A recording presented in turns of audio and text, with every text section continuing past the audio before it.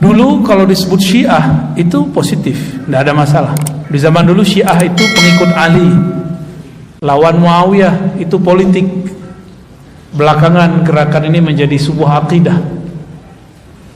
Maka ada beberapa zuriat Nabi protes kepada saya, semua Habib itu Syiah. Saya tanya, Syiah apa dulu? Syiah mahabbah pengikut Sayyidina Ali atau Syiah Rafidah? Saya tanya gitu. Kalau cinta Sayyidina Ali, maka semua kita Syiah. Ya enggak? Benar, antum cinta Sayyidina Ali enggak? Kita semua cinta Sayyidina Ali. Tapi jika cinta Sayyidina Ali membenci sebagian sahabat, maka itu tidak termasuk Syiah yang kita maksud. Ya.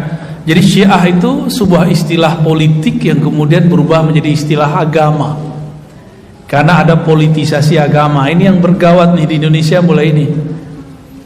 Dulu saya kajian, Bapak Saudara makan Allah, tentang kajian Ma'rifatul Ruh, nggak ada yang protes. Giliran saya ngisi di Kemenak, dicari-cari kesalahan saya. Ya. Oh, kayaknya emang ada yang nggak seneng kita buka ilmu ini. Jadi antum nggak usah balas-balas ya, biarin aja ya. Ya. Jadi nggak usah khawatir. Saya kemudian diperkarakan masalah Al-Ghaus, Al-Mahdi. Antum coba cek, apakah pernah saya menaskan menyebutkan Al-Mahdi seseorang? Kan nggak ada. Ada nggak di kajian saya? Hah? Pak Hashim ikut saya kan selama ini. Ini kemana-mana ikut ngaji, sampai ke puncak saya diikutin. Pernah nggak saya mengatakan Al-Ghaus Al-Mahdi si fulan? Pernah nggak? Nggak ada. Justru saya mencintai semua ahlul bait karena saya khawatir nanti dari keluarga mereka keluar Al-Mahdi. Gitu. Cuma sekarang saya punya guru, mursyid saya banyak.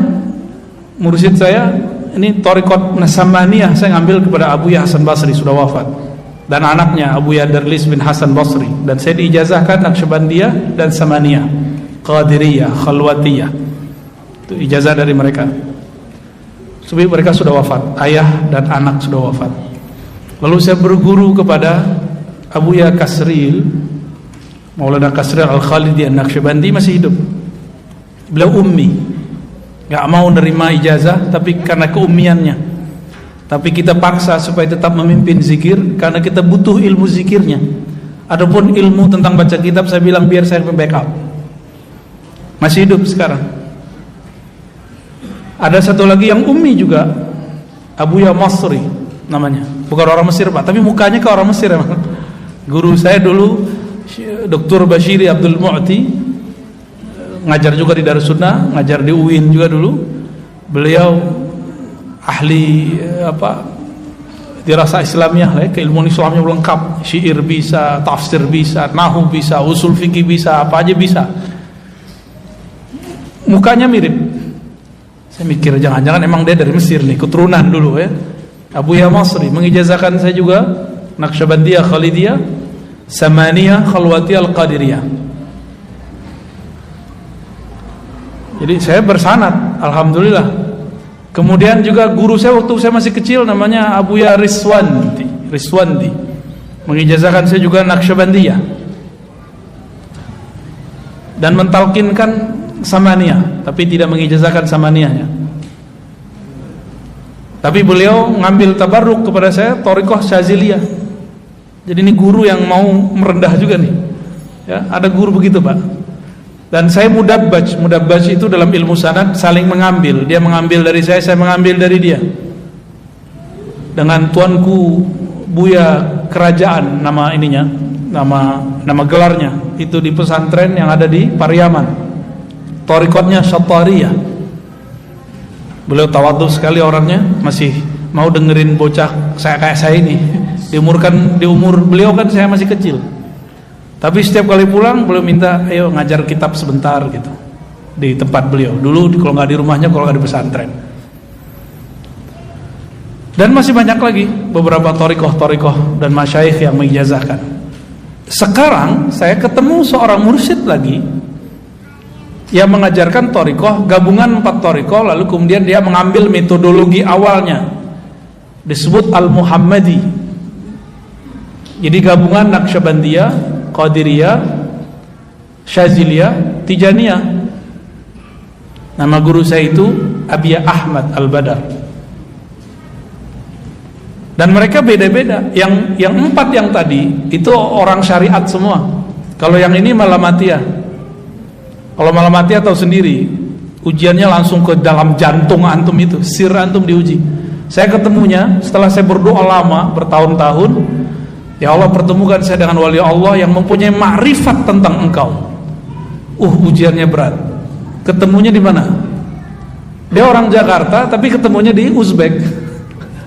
Jadi saya karena dari kecil belajar Naqsyabandiyah, saya pengen ziarah ke Naqsyabandiyah dan minta izin, minta kepada Allah, ya Allah pertemukan saya dengan wali-wali Allah.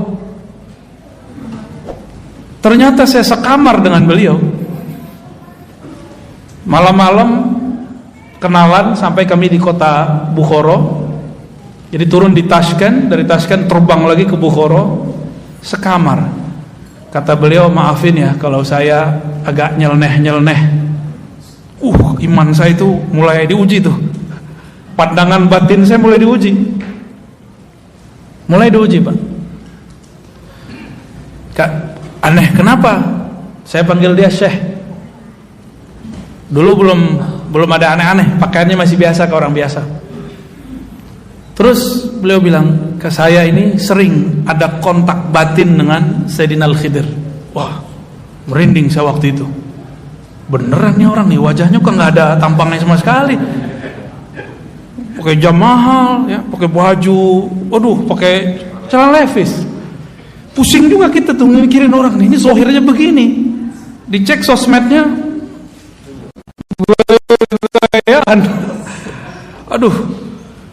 Terus saya kan karena khawatir tidak mau mengulangi kesalahan yang dulu diberitakan Allah dalam surat Al-Kahf. Itu bukan salah dosa tapi salah adab. Sayyidina Musa ingkar gak ke Nabi Khidir? Ya, saya gak mau mengingkari hal yang sama lagi. Maka saya dalam hati, ya Allah, jika ini benar tolong kasih saya pertanyaan yang membuat dia tidak tersinggung. Maka saya bertanya, Syekh, kalau saya ketemu Nabi Khidir dalam batin, di rom rohani, itu cara taunya gimana? Itu bahasa halus daripada saya mau nanya gini ke dia, muka kayak kamu ketemu Nabi Khidir, tahu dari mana tuh Nabi Khidir gitu.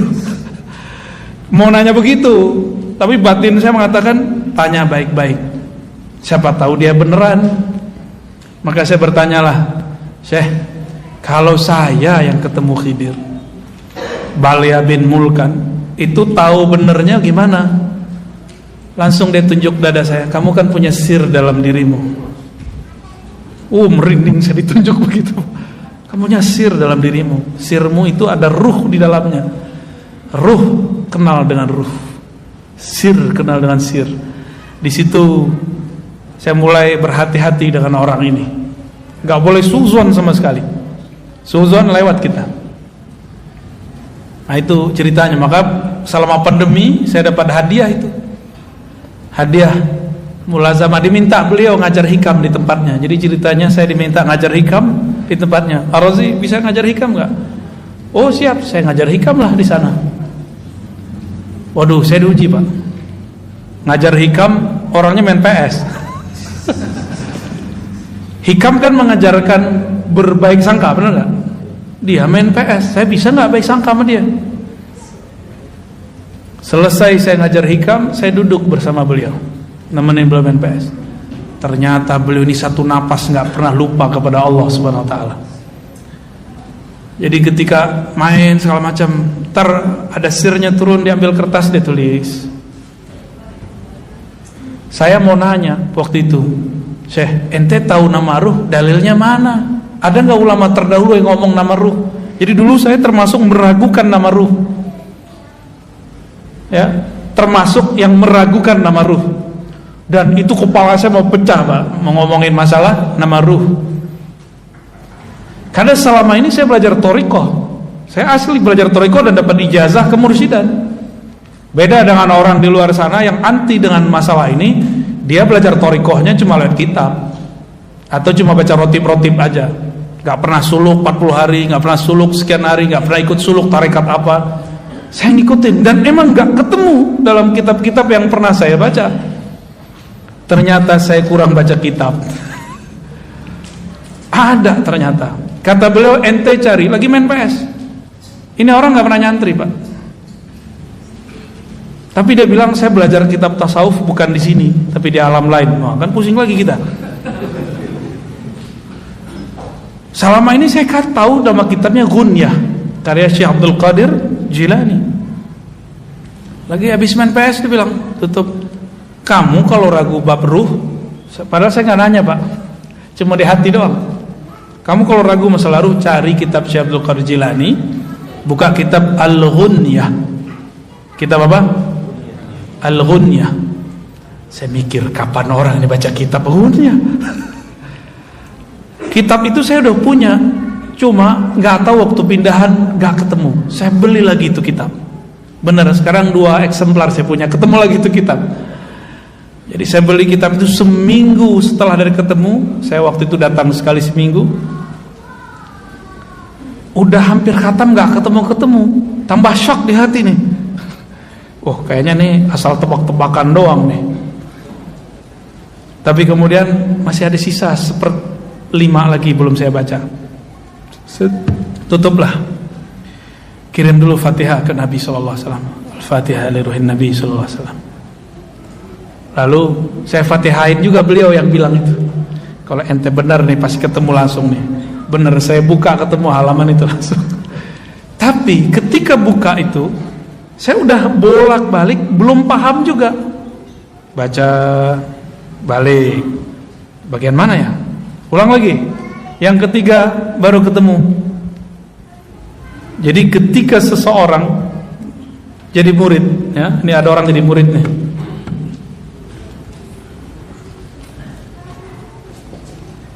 Murid itu bahasa Arab, artinya yang berkehendak mengenal Allah.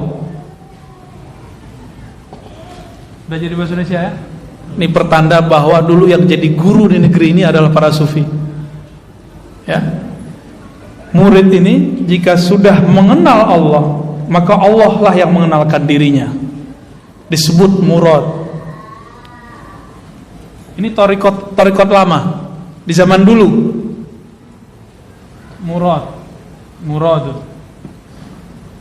Murad itu Allah yang mengenalkan diri kepadanya. Dalilnya apa? Jika hamba mendekat 1 jengkal, Allah mendekat. Hamba mendekat berjalan, Allah mendekat dengan. Maka orang itu yang dikehendaki Allah. Zahirnya dia yang berkehendak, batinnya Allah lah yang berkehendak.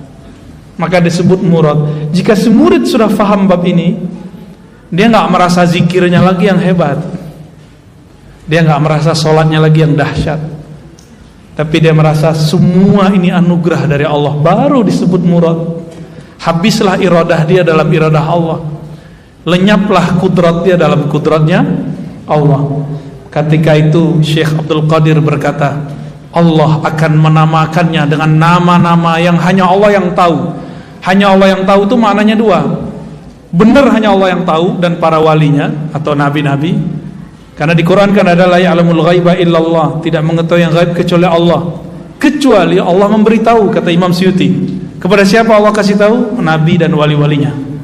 Nabi dan wali-walinya. Di situ ada kalimat Allah akan menamakan orang ini dengan nama-nama yang hanya Allah lah yang tahu. Makna keduanya, nama-nama itu banyak, hanya Allah yang tahu berapa banyak nama itu. Ternyata ini kan teman kita nih, Bang Dodo, juga berguru kepada Syekh Hisham. Kata Syekh Hisham juga sama ya, satu orang bisa punya nama lebih dari satu. Syekh Hisham Kabani, tahu Syekh Hisham Kabani, murid Syekh Nazim. Syekh Abdul Qadir ngomong begitu loh ya. Allah akan beri lakop dia dengan lakop itu gelar yang hanya Allah yang tahu.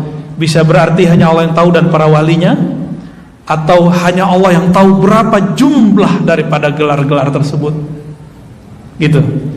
Dan itu semuanya gelar-gelar dan nama-nama makom dan ma'rifat. Disitulah saya kemudian tambah tasdik. Itu belum tasdik bener, masih proses. Masih proses ya, bertahap. Maka teman-teman, apa yang diragukan oleh kawan-kawan saya para asatidz sekarang, saya memaklumi dan saya tidak marah. Ya, jadi antum para dai, para masyayikh, mungkin sebagian habaib yang meragukan ini, saya tidak akan marah, saya tidak akan suudzon. Mungkin ada bahasa saya yang belum lengkap yang saya sampaikan sehingga antum ingkar, dan saya tidak akan marah. Maafkan jika ada kalam yang kurang pas. Maka sekarang saya buka kitabnya itu. Sebenarnya kalau mengikuti kajian saya dari awal, di Ribat kita sudah buka. Ya, di Ribat sudah lengkap. Ada ngikutin channel Ribat? Ikutin yang awal-awal. Yang awal-awal itu masih ada kajian tentang kitab yang menyebutkan nama ruh. Bahkan kita tampilkan di situ kitabnya. Ya. Jadi nanti salah satu persoalan yang akan saya dikritik ya, masalah nama ruh. Dan perlu diketahui teman-teman, ini bukan bab akidah. Ini cuma bab tasawuf. Sebagaimana di fikih ada perbedaan, di mazhab Asy'ari ada perbedaan, dalam tasawuf juga ada perbedaan. Kalau tidak percaya, tidak apa-apa. Termasuk istilah ghaus. Apa arti ghaus? Ghaus itu wali. Ini ulama beda definisi. Ada yang mengatakan makhluk menyandarkan kepada doanya, karena doanya lah makhluk diberkahi. Itu terjemahan kitab-kitab lama. Tapi kalau saya menerjemahkan al-ghaus adalah orang yang paling kenal Allah, namanya, sifatnya, af'alnya, bahkan zatnya. Itu disebut wali al-ghaus. Kok begitu? Jika dia kenal Allah, baru dia bisa meminta kepada Allah. Dengan begitulah doanya mustajab. Baru nyambung dengan definisi ulama yang lama. Gitu. Jadi ketika saya mengambil ini dari hadis Nabi, ketika ada seseorang sahabat berdoa, doanya lucu, antum pasti dengarnya lucu. Allahumma ya ahad, kalimat gimana? La ilaha illa anta, lam talid wa lam tulad, nas'aluka bi annaka la ilaha illa anta, anta samad, lam talid wa lam tulad wa lam takun lahu kufuwan ahad. Lucu enggak bunyinya? Wa lam talid wa lam tulad. Orang awam dengarnya wa lam tulad. Lucu enggak dengarnya? Antum biasa dengar apa? Lam yalid wa lam yulad. Kalau ya, dia, kalau tak, engkau. Ya Allah, kami meminta kepada engkau yang maha ahad, yang maha samad, yang tidak melahirkan dan dilahirkan. Talid melahirkan, tulad engkau dilahirkan. Berarti tidak perlu asbab. Walam takun lahu kufuwan, walam takun laka kufuwan ahad. Tidak ada yang sebanding denganmu. Kata Nabi, orang ini meminta dengan nama yang disebut Ismul A'zam, nama yang agung, yang mana jika nama ini dibaca maka doa akan diijabah. Berarti orang-orang yang disebut wali itu orang yang kenal Allah. Maka derajat kewalian itu 4. Derajat wali kenal nama, wali kenal af'al perbuatan, wali kenal sifat, wali kenal sir zat, bukan hakikat zat, sir zat, ya. Paham di situ, ya. Nah, yang kita pelajari di Aqidatul Awam adalah sifat Allah, ya. Yang kemudian dimulai dari sifat zat itu wujud. Nah, di sini kita mulai nomor 5 aja ya, karena pada lupa semua kan? Ya, benar. Bait nomor 5, wa ba'du fa'lam biwujubil ma'rifah min wajibin lillahi 20 sifah. Ketahuilah yang mesti diketahui oleh kita, bukan oleh Allah. Min, di antara yang wajib diketahui, Allah memiliki 20 sifat. Bagi siapa diketahui? Bagi kita. Sifat Allah banyak enggak? Antum nanti saya sebut beberapa nama aja udah pusing ntar. Gimana kalau kita ajarin semua sifat?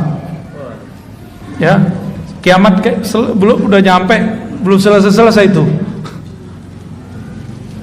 Jadi 20 sifat itu bukanlah batasan nama Allah. Tolong diingat-ingat. 20 sifat bukan batasan nama Allah. 20 sifat itu kira-kira batas akal kita kuat memahaminya. Paham di situ ya? Oke. Yang pertama apa? Fallahu mawjudun. Allah itu mawjud. Nah, wujud itu ada dua. Boleh Mancung dibantu hapus. Fallahu mawjudun. Allah itu mawjud. Apa arti mawjud dalam bahasa Indonesia? Ada. Mawjud itu nama yang ada. Sifatnya disebut wujud. Maka kita sering menyebut wujud kidam. Bukan Allah mawjud kan? Wujud kidam baqa.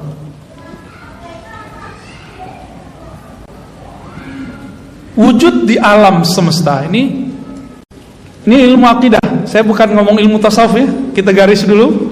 Karena istilahnya sama, nanti maknanya berlainan. Istilahnya sama, nanti maknanya berlainan. Wujud ini dibagi dua aja. Kalau ulama sih bagi tiga ya. Kita bagi tiga. Wajib disebut wajibul wujud, yang mesti ada, yang tidak mungkin tidak ada. Ulama ahli akidah, ahli kalam menggunakan akal dan nakal. Nakal Quran, dalil teks, untuk menetapkan wajib wujudnya Allah. Allah itu wujudnya gimana sih? Jadi gimana metodenya? Akal dan nakal. Tapi coba antum ngomong sama non muslim, bisa nggak pakai surat kulhu? Dia nggak percaya, maka akalnya dulu yang ditembak. Ya, kita ajak dia mikir. Mungkinkah air ini tidak ada yang buat? Nggak mungkin. Ini orang-orang non muslim nih yang ateis. Mungkinkah masjid ini tiba-tiba terjadi aja? Dia pasti bilang nggak mungkin. Kita gedein lagi. Mungkinkah bumi ini tidak ada yang buat? Oh nggak mungkin, mesti ada. Jika satu botol ini aja ada yang buat, masa alam semesta nggak ada yang buat? Maka ini disebut wajibul wujud. Mesti ada. Mustahil tidak ada. Mustahil tidak ada. Itu kalau di matematika negatif kali negatif, jadi apa? Itu yang disebut wajib. Wajibul wujud, yang wajib wujudnya, yang akal kita akan mustahil mengatakan dia tidak ada. Cuma akal hanya sampai mengatakan dia ada, titik gitu. Terusannya dia mesti menggunakan dalil-dalil Al-Quran dan Sunnah. Inilah kehebatan ahlul kalam. Perbedaannya dengan filsafat. Filsafat sampai kepada keyakinan bahwa alam ini ada yang mencipta. Karena filsafat itu dulu juga turunan ajaran para nabi. Tidak seperti yang dikarang-karang oleh kelompok anti filsafat yang mengatakan filsafat ini buatan Aristo. Bukan. Filsafat itu dulu sudah ada semenjak zaman-zaman para nabi. Aristoteles dalam riwayat yang dinukil oleh Syahrastani adalah seorang murid yang terhubung kepada Nabi Sulaiman. Nabi Sulaiman nabi bukan? Gimana? Kira-kira mau anti filsafat? Ya. Kita cuma anti filsafat yang membuat kita mengingkari Allah gitu. Jika ada ya biarin aja. Tapi kita nggak butuh kok filsafat. Kita sudah ada ilmu akidah. Antum sudah punya ilmu akidah. Tapi kalau mau tahu, saya dosennya. Tapi juga dosen hadis, lebih lama ngaji hadis, itu aja bedanya. Maka saya tidak menghadas-hadaskan filsafat, karena kita tahu hakikat filsafat itu apa, nggak seperti yang dibayangkan mereka. Ya, ini wajib. Dan yang wajib wujud itu cuma Allah Subhanahu wa ta'ala. Ada wujud yang lain, disebut mungkin.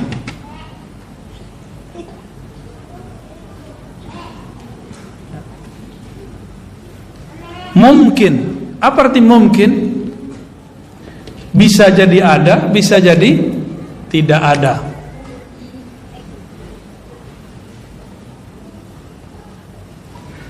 Mungkin ini udah jadi bahasa Indonesia, mungkin. Ada mungkin secara, ini ada dua ya.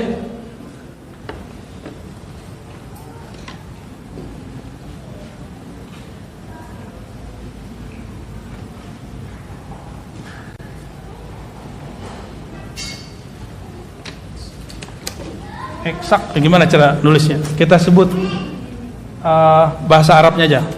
Tabi'i.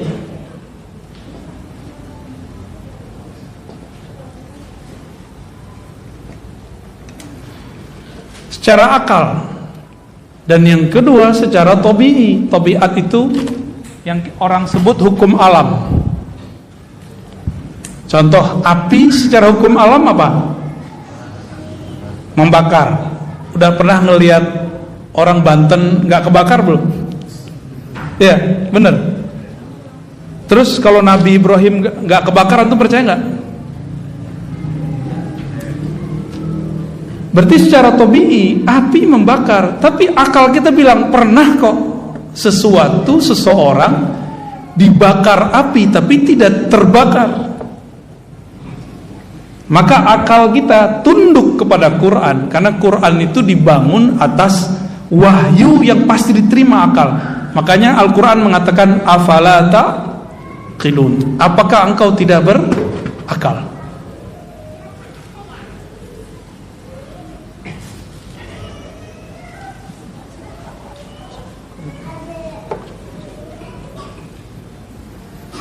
Jadi akal itu beda dengan logika. Akal beda dengan logika. Logika itu bahasa Arabnya mantik, logik. Bahasa Yunaninya logos. Orang sering bilang, oh nggak masuk logika. Itu dia keliru. Logika itu ada premis. Kalimat 1, kalimat 2, kalimat 3. Nah itu namanya logika. Contoh gini, bumi ini, jangan pakai bumi, segala sesuatu yang berubah-ubah itu dicipta. Segala sesuatu yang berubah-ubah itu dicipta. Antum berubah nggak dari kecil? Siapa yang merubah? Ayah, ibu? Enggak. Makanan? Enggak. Bumi berubah-ubah nggak? Malam, siang, malam, ada yang merubah? Pasti ada yang merubah. Segala sesuatu yang berubah dicipta. Bumi berubah-ubah, maka bumi pasti dicipta. Ini waktunya sampai jam berapa nih? Apa diundur azannya? Gimana pengurus? Cuma sekali sebulan doang nih. Ya, yang penting jamaahnya ada, ditakhir tapi jamaah. Nanti kita komat aja ya. Oke. Lagi nanggung kan? Secara kasat mata api membakar, tapi kejadian Nabiullah Ibrahim tidak dibakar. Maka akal harus mengatakan secara tabi'i api wajib membakar. Disebut dalam ilmu akidah hukum adi. Hukum adi itu kita sebut hukum adat, tapi adat dalam bahasa Indonesia beda dengan adat dalam bahasa Arab. Ada itu artinya yang berulang-ulang. Ayah dari guru saya Syekh Muhammad Said Ramadan Al-Buti mengatakan, karena setiap hari kita melihat api membakar kertas, membakar rokok, maka kita mengatakan api pasti membakar. Maka disebut hukum adi. Adi sesuatu yang berulang. Coba air yang mengenyangkan, air yang menyegarkan, nasi yang mengenyangkan. Karena setiap pagi selesai kita sarapan, kita kenyang. Benar? Benar ya? Setiap pagi, maka kemudian kita berkesimpulan bahwa airlah yang menyegarkan, nasilah yang disebut hukum. Sedangkan ini disebut hukum akli.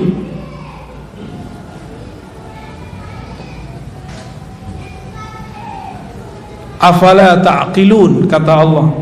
Hukum akli. Hukum akli, dia melihat celah bahwa sebenarnya bukan air yang menyegarkan. Kenapa? Bukan air yang membuat kita kemudian masih bertahan hidup. Karena ada Ashabul Kahfi 309 tahun tidak makan, tidak minum, hanya tidur dan masih hidup. Benar? Ya. Gimana?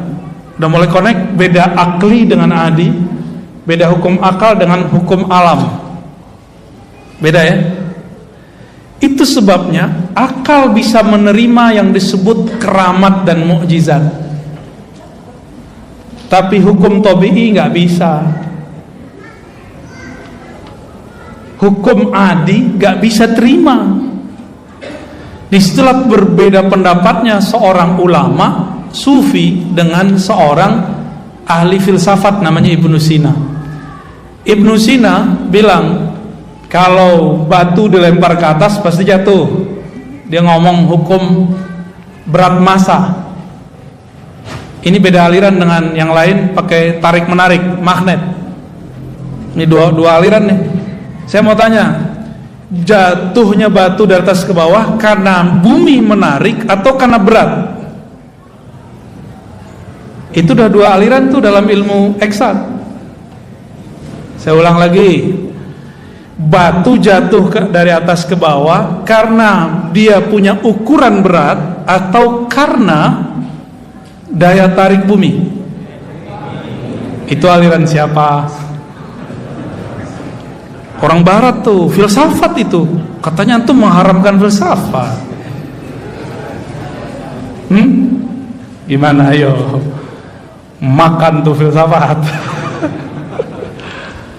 Dan lucunya banyak kawan-kawan saya kedokteran kok terjebak mengharamkan filsafat. Padahal kedokteran itu adalah bagian dari ilmu filsafat terapan. Cara buat obat itu kalau nggak pakai ilmu filsafat nggak jadi. Senyawa ini kamu ini, maka ini itu hukum filsafat, itu namanya logika.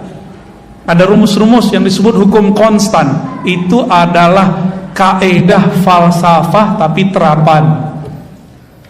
Dulu ilmu terapan itu dianggap ilmu hina. Oleh karenanya Jelinus, orang yang jenius ahli kedokteran, tidak lebih terkenal daripada Aristoteles. Pusing lah antum ya dengan nama-nama tadi. Ini gimana nih? Kata si sufi, nih saya lempar nih batu, gak turun-turun pak batunya. Dilempar batu gak turun-turun, nyangkut di atas. Dilihat, oh iya gak turun. Tapi Ibnu Sina orangnya, dia pendiriannya di sini. Apa kata dia? Secara hukum alam batu mesti jatuh ke bumi. Tapi karena engkau mempunyai kekuatan yang dititipkan Allah kepada dirimu, engkau bisa menahannya. Wah, disitulah saya mulai jatuh cinta kepada Ibnu Sina dan tidak lagi mengkafirkan dia, meskipun ada pandangan yang mesti dikoreksi. Orang terdahulu ini kan mereka menemukan satu pengetahuan yang mesti kita kembangkan sekarang. Bukan berarti yang dulu harus begitu, enggak. Mereka juga berbicara ilmu yang sebelum mereka enggak ada. Makanya saya sekarang dengan kawan-kawan beberapa mengajak, ayo, ini definisi di kitab belum selesai, ya kita selesain. Ini kaidah di kitab sudah banyak yang berubah faktanya, mari kita tambahkan kaidah-kaidah baru. Karena kaidah-kaidah yang kita baca di kitab-kitab lama itu cocoknya adalah untuk masa sebelum ada internet. Ya, itu yang kita ajak kawan-kawan ya. Secara akal, maka nanti dibagi lagi, ada wajib akli, ada Ya, ada mustahil akli. Mungkinkah alam ini ada tanpa pencipta? Akal bilang apa? Ini tab, ini mic ada dengan sendirinya, bisa nggak? Mungkin nggak? Maka teori-teori evolusi sulit diterima, ya, sulit diterima. Kausalitas, makanya saya sering nanya dulu, masih ingat nggak? Ayam dari telur atau telur dari ayam, masih ingat? Tuh pada pusing kan? Ada yang bilang ayam dari telur, siapa? Angkat tangan. Ayo Pak, angkat tangan. Ayam dari telur atau telur dari ayam? Tuh diulang lagi kan? Jadi yang benar gimana? Saya punya ayam waktu di kampung. Saya lihat ayam keluar dari telur, tapi telur keluar dari ayam. Pusing gak? Maka mesti ada yang bukan ayam, bukan telur, yang menciptakan ayam dan telur. Itu akal ngomongnya begitu. Bukan ayam yang menciptakan telur, bukan telur yang menciptakan ayam. Nah itu ada lagi namanya dalam ilmu mantik, daur namanya. Muter-muter, kan ada orang suka muter-muter. Ayam dari telur, telur dari ayam, gitu aja terus. Orang kalau sudah paham bab akli, maka dia akan kuat berfikirnya. Bagaimana dengan hukum nakli, dalil teks? Itu bagi orang yang sudah paham akli, maka gampang mencerna dalil teks, dalil nakli. Jangan langsung dicokokin teks, nanti pokoknya begitu jadinya. Nggak ada berfikirnya. Pokoknya di Quran begini, haram. Ya enggak, itu enggak mikir. Allah nyuruhnya mikir. Ya. Jadi wujudnya Allah itu disebut wujud wajibul wujud, ya. Selain Allah disebut dengan alam dalam ilmu akidah. Kalau dalam ilmu tasawuf itu beda lagi istilahnya, ya. Kalau dalam ilmu tasawuf kullu ma siwallah batil, selain Allah batil. Tapi dalam ilmu kalam, ilmu akidah, selain Allah disebut alam. Alam dicipta. Tapi ingat, ini kaedah dibuat oleh akal. Dan setiap kaedah yang dibuat akal mesti ada pengecualiannya. Likulli qaidatin musnasnayat. Setiap kaedah mesti ada mustasnayat, pengecualiannya.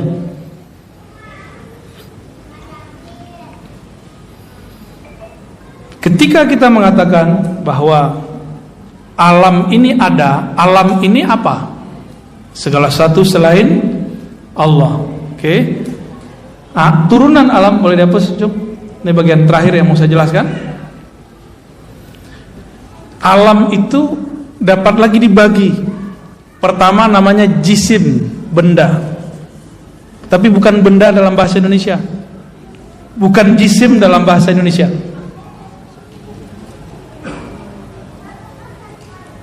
Alam itu mungkin, ya, bagian dari mungkin.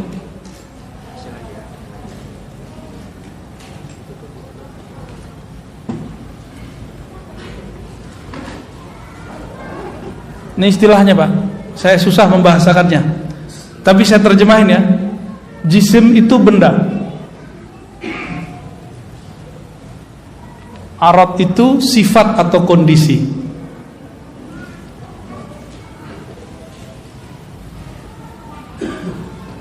Ini terjemahan paksaan ya. Sampai hari ini belum ketemu terjemahan yang pas. Jisim, benda, sifat, kondisi. Contoh, ini apa namanya? Whiteboard. Oke, papan tulis putih, gitu aja. Itu bahasa Inggris Pak. Papan tulis, bener gak? Ini papan tulis, warnanya apa? Oke. Apakah putih itu papan tulis? Ini putih gak? tapi bukan papan tulis. Muka saya putih nggak Pak? Untuk Bapak putih lah ya. Ini putih, apa lagi? Itu cat putih nggak? Oke. Sifat atau kondisi salah satunya warna. Di warna disebut dengan arad. Dia ada pada benda. Benda itu dibagi dalam ilmu akidah jadi dua, benda kasar, benda halus. Saya tambahkan yang ketiga, nuriyun, cahaya. Jadi di kitab cuma dua Pak, kasar, halus, cahaya. Ini ijtihad, bisa jadi salah, bisa jadi benar, tapi insya Allah ini benar. Kasar, halus, nuriyun, bersifat seperti cahaya. Kasar contoh, ini kasar apa halus? Kasar. Bertempat nggak? Halus, udara. Udara bertempat nggak? Nggak bertempat Pak. Udara, salah satu sifat udara masuk seperti air. Dia masuk ke tempat yang kurang massa udaranya, seperti air. Kadang udara itu ada kelembabannya, ada airnya Pak. Lupa ya. Ini saya yang kuliah agama, Bapak kuliah umum, masa lupa? Udara itu adalah kelembabannya nggak? Ada. Terus cahaya, itu kelihatan cahaya? Cahaya butuh ruang. Ada ruang nggak yang ditempati? Ada ruang. Maka benda itu punya karakter. Apa karakternya? Termasuk ini, bertempat. Berarti alam bertempat gitu. Warna tempatnya di benda. Benda bertempat di fisik tempat yang lain. Coba bayangkan ada whiteboard tapi bukan di satu tempat, bisa nggak? Nggak bisa. Kalau Bapak bisa mikir, berarti otaknya masalah tuh. Memikirkan suatu benda tidak pada satu tempat. Coba lihat, alam ujungnya ini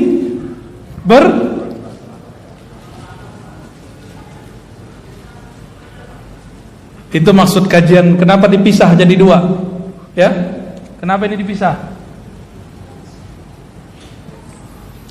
Karena Allah bukan alam, maka Allah mustahil bertempat. Kalau faham ini baru beres baca Ar-Rahman 'alal 'arsy istawa. Allah bersemayam di atas aras, bukan menempatinya. Cukup katakan bersemayam, selesai. Yanzilu Rabbuna, Allah turun sepertiga malam terakhir. Enggak usah dibayangkan bertempat, berpindah-pindah, enggak. Apalagi bertempat, berpindah-pindah, berubah-ubah, enggak, ya. Ngebul enggak? Tapi bisa dipahami ya? Alhamdulillah. Ini baru belajar ilmu aqidatul awam. Begini cara belajar saya dulu kepada guru-guru saya. Sudah mulai paham? Dikit-dikit aja dulu ya. Di sini cukup? Cukup ya? Jadi kalau disebut dalam surat Asy-Syura, surat musyawarah, laisa kamitslihi syai', tidak ada yang serupa dengannya satupun, yaitu alam. Tiadalah alam serupa dengannya. Alam bertempat, dia tidak bertempat. Alam berbentuk, Allah tidak berbentuk. Alam berubah-ubah, Allah tidak berubah-ubah. Alam ada awalnya, Allah tidak berawal. Alam ada akhirnya, Allah tidak berakhir. Baru pas maknanya huwal awwalu wal akhiru. Dia maha awal, bukan berarti ada awalnya, justru tidak berawal.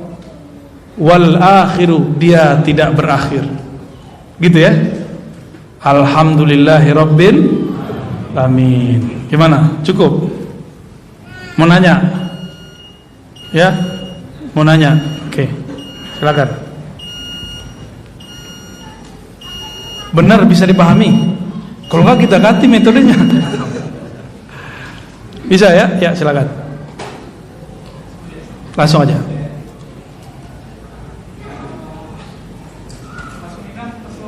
Indonesia aja, karena ini orang Indonesia.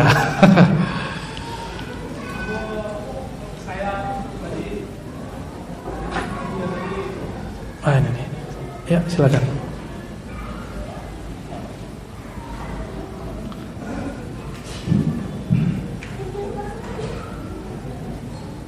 Assalamualaikum warahmatullahi wabarakatuh. Assalamualaikum warahmatullahi wabarakatuh. Aku bertanya ke dia. Bisa tentang beliau ini saya memang di pribadi saya untuk beliau di sini menang itu ada satu problem yang menurut saya. Maksudnya karenanya banyak. Kenapa beliau tidak ini seperti beliau? Ya.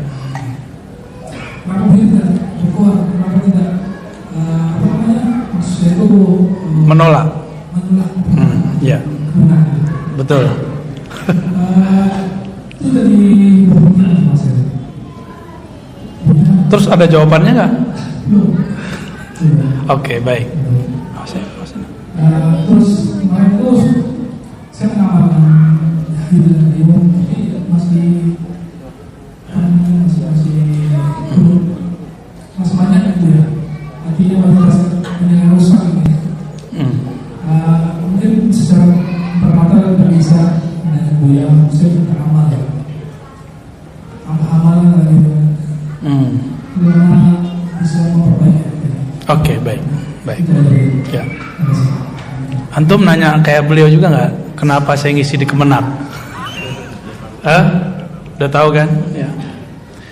Saya diundang sebelum masalah Gus Menak itu. Oke. Itu pertama. Kalau janji mesti ditepati.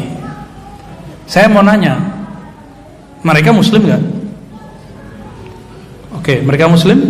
Kalau saya bikin janji dengan mereka, saya wajib nggak menepati? Jangan dibayangkan honornya, Pak. Honornya kecil. Jangan tanya honor, antum suuzon sama aneh, dosa tuh. Ya. Saya diperintah oleh salah satu guru saya. Dulu kan saya nggak mau masuk ke wilayah itu sama sekali. Kalau tidak ada di antara kita yang berdakwah di kalangan umara, maka nanti ada kelompok ekstrim yang akan masuk. Kamu harus masuk. Maka saya katakan labbaik ya syekhi. Baik Tuan Guru, saya terima mandatnya. Maka mulailah habis itu besoknya itu ada orang dari Kemenak ngundang saya. Dan saya terima. Kemudian terjadilah kasus video itu yang dipotong itu. Dan saya berjanji kepada teman-teman, saya akan sampaikan keluhan antum. Dan saya sampaikan. Coba kalau saya nggak diundang, siapa yang mau nyampein? Saya sampaikan. Dan ternyata orangnya humble dan saya bilang, Gus, minta maaf saja. Meskipun maksud antum bukan itu, minta maaf saja. Tapi ternyata kayaknya beberapa timnya tidak berkenan. Cukup buat klarifikasi lewat tulisan. Saya bilang mesti video, karena orang sekarang malas baca. Buatlah video, antum minta maaf. Ya, nggak tahu kan, kita nggak boleh maksa orang, kita cuma boleh menasihati. Ya. Dan seandainya pun dia benar-benar maksud begitu, itu kan merugikan dia. Dan dia ngomong begitu, saya nggak mungkin lah, kata dia nih. Jadi saya minta klarifikasi, benar gak ente maksud begitu? Aduh Buya, katanya, saya ini kan orang Nahdiyin, yang paling berisik pakai toa kan orang NU. Benar gak? Bukan orang Muhammadiyah, bukan orang Salafi, bukan Ikhwani. Yang paling berisik itu NU. Karena orang NU ini suka beragama tuh rame, asik. Benar gak? kayaknya rame gitu, seru gitu, hidup negeri itu kayak rame. Justru kalau saya konsisten dengan ini, bahwa maksud saya adalah syiar-syiar ini, saya yang rugi, kan saya orang NU katanya. Ya terserahlah, wallahu alam. Yang penting kalam-kalam nasihat saya sampaikan. Kalam nasihat saya sampaikan. Dan nyampe nasihat kasar-kasar atau lembut kalau kita nasihatin orang? Atau ngomong lewat YouTube, "Woi, orang kafir. Menak kafir." Gitu nggak ngomongnya? Itu bukan ngasih nasihat, itu namanya caci maki. Kalau ngasih nasihat, jangankan kepada Menak. Sayyidina Musa diperintah untuk ngomong kepada Fir'aun, ngomong baik-baik. Benar gak? Padahal Fir'aun sudah ngaku jadi Tuhan. Inilah perbedaan manhaj yang diajarkan guru-guru kami dengan ya yang mereka itu, kawan-kawan saya. Semenjak saat itulah mulai muncul tuh kajian ruh dipermasalahkan. Padahal tadi nggak ada masalahnya, nggak ada yang mempermasalahkan. Ya nggak masalah sih, memang ini sudah hak dan kewajiban saya, dan memang sudah hak saya dapat ujian ini. Jadi nggak ada masalah, dan saya nggak menyesal sama sekali, ya. Dan kita akan teruskan. Ini negeri, Bapak, saya mau kasih tahu antum, kalau tidak masuk ke dakwah ke semua lini, maka nanti akan ada pengkhianat di kalangan aparatur negara yang akan menghancurkan negeri ini. Antum nggak bisa lagi pengajian begini, di mana-mana dibom, mau. Ya, sekarang Ahlus Sunnah lagi kacau nih, ya. Ahlus Sunnah bantah Ahlus Sunnah. Bahkan saya diragukan Ahlus Sunnahnya loh mereka. Saya ngomong bab tasawuf, itu beda dengan bab ilmu akidah. Dua hal yang berbeda. Mereka campur-campur adukan. Ya. Jadi nggak usah khawatir, Bang, ya. Udah yakin saya tidak bertambah dengan melihat ada keramat, dan juga tidak berkurang ketika ada ujian-ujian. Seperti yang dikalamkan Sayyidina Ali, jika aku melihat keajaiban, yakinku tidak akan bertambah, tidak akan berkurang. Begitulah yakin, gak boleh naik, gak boleh turun. Wabil akhirati hum yuqinun, ya. Dan saya cuma seorang muallim, guru itu gak boleh beda-bedain murid. Mau muridnya aparat, jamaah biasa, wong cilik, pengusaha, saya gak boleh bedain. Dan antum coba lihat, saya pernah ikut kampanye gak? Pernah ikut kampanye nggak? Teman-teman saya yang ikut kampanye, mengkampanyekan gubernur kah, wali kota kah, dan saya tidak masalahkan. Kenapa itu nggak diprotes? Saya cuma dakwah doang, kok diprotes?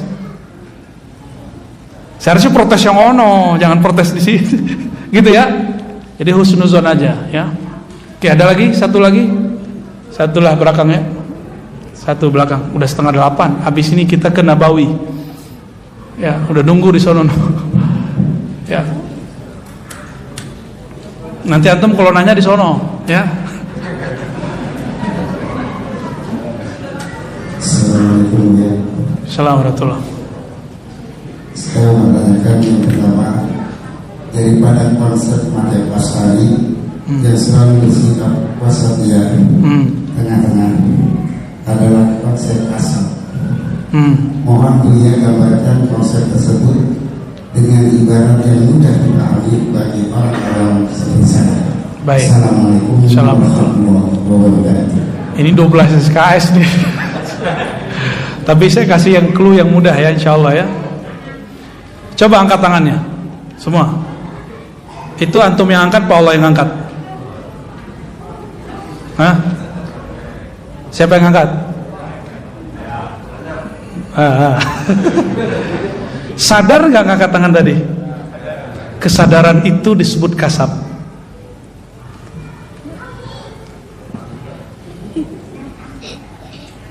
Kasab itu artinya usaha. Inilah yang dipertanggungjawabkan nanti di akhirat. Laha ma kasabat wa 'alaiha maktasabat.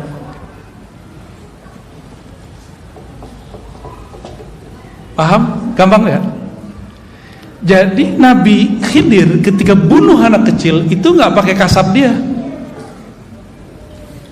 Dia bukan lagi dia, gitu. Tapi dia, pusing tuh. Hanya ilmu tasawuf yang bisa menjelaskan. Ilmu ini nggak bisa. Maka ilmu kalam ada batasnya. Oke? Mudah dipahami? Coba antum ngelirik seorang cewek yang buka aurat, matanya ngelirik atau matanya ditarik oleh orang itu, siapa yang salah? Mata kita yang ngelirik. Kita melirik dia, itu disebut kasab. Itu yang kita tanggung jawab di hadapan Allah nanti. Oke? Sudah paham? Nah, ini versi gampangnya. Kalau versi sulitnya nanti ada namanya Jabariyah, ada Qadariyah, ada Ikhtiar, ada Qudrah, ada Irada, ada Kun, ada Fayaqun, macam-macam. Iya, pecah tar kepalanya. Pelan-pelan Pak ya, karena ilmu ini mesti saya suapin pelan-pelan. Karena ilmu ini dulu adalah santapan santri di pesantren, santapan mahasiswa di kampus. Sekarang saya turunin karena saya anggap masjid ini pesantren terbuka. Jadi kalau antum disebut saya santri siapa? Santri terbuka, bukan santri kilat. Oke, cukup. Mungkin yang masih ada waktu silakan ikut ke Masjid An-Nabawi.